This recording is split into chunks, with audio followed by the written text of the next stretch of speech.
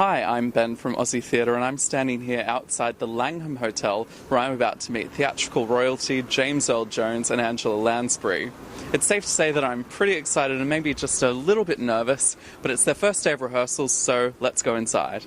At this point of your career, you could perform anywhere in the world. Why have you decided to come to Australia for 5 months? The opportunity presented itself, and at my time of life, you know, you don't get those kind of exciting offers every day.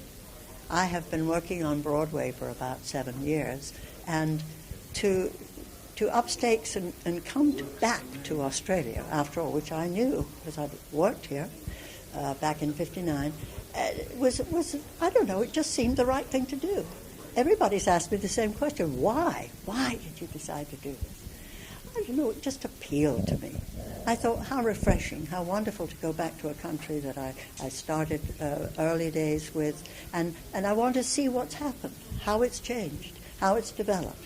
And it's huge, you know, it's absolutely wonderful. Australia is wow.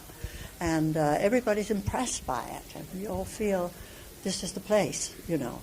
And so many of my young friends from Ireland are coming here, England, they're all coming here, and they love it. They just absolutely love it. And so, and I had no reason. It was a wonderful way to spend a warm winter instead of a freezing cold winter in New York.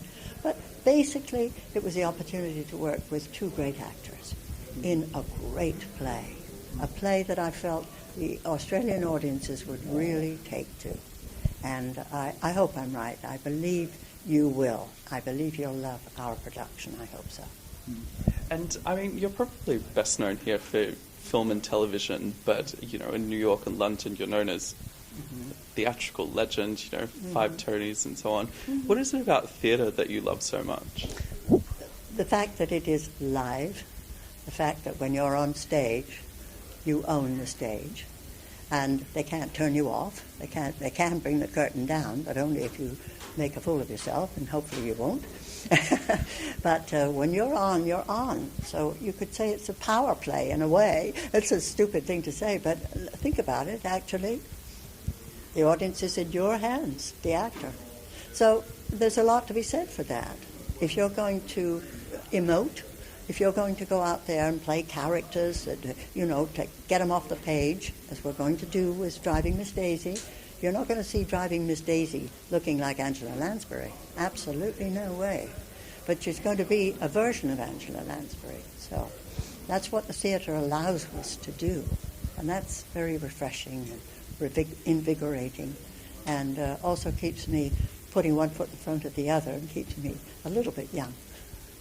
Well, I just got here 2 days ago, but you know, I've seen so many pictures of Sydney, and we're staying over on the rocks, and so, you know, I've been walking to the harbor every day and seeing a few of the sights. So there's a certain familiarity to it, and I have some Australian friends, and I've worked with a number of Australian actors. It's quite an American play, really. I mean, it's very much about a particular time and place. It is. How do you think that translates for other audiences?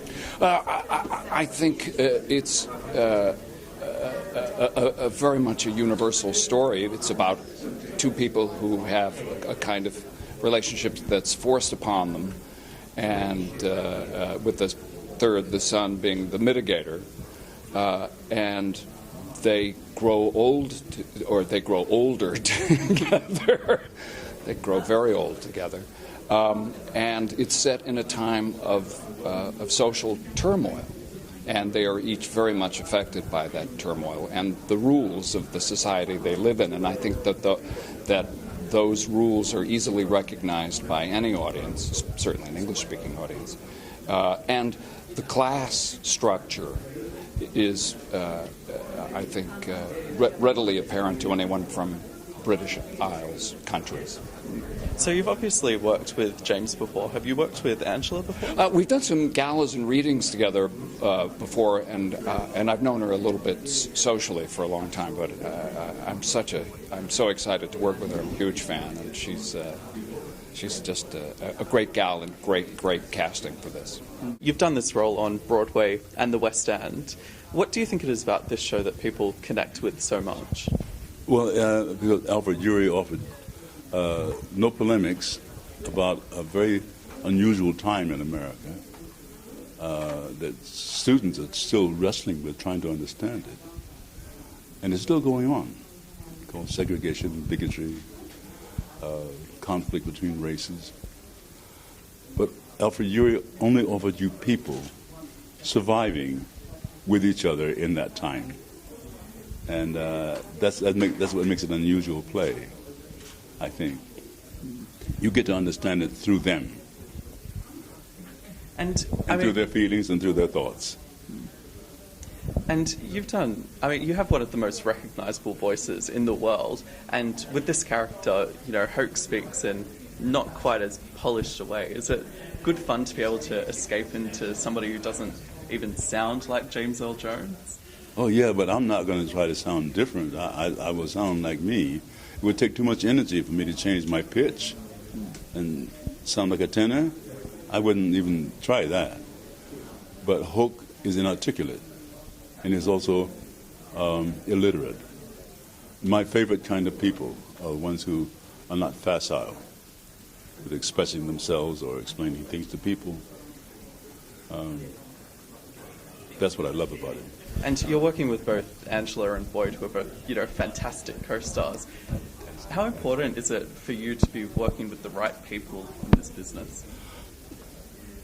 I don't know who the right people would be. I think she's probably the most right person to play that role, and that's why I'm looking forward to starting rehearsing today. But Boyd is a very right person for Booley.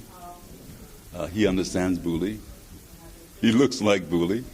He fits into that middle generation during the Atlanta time where the play is set in, who understands both sides of the issue.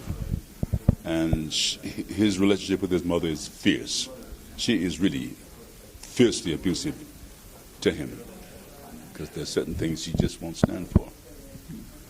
I walk into it and I get the flack from her too.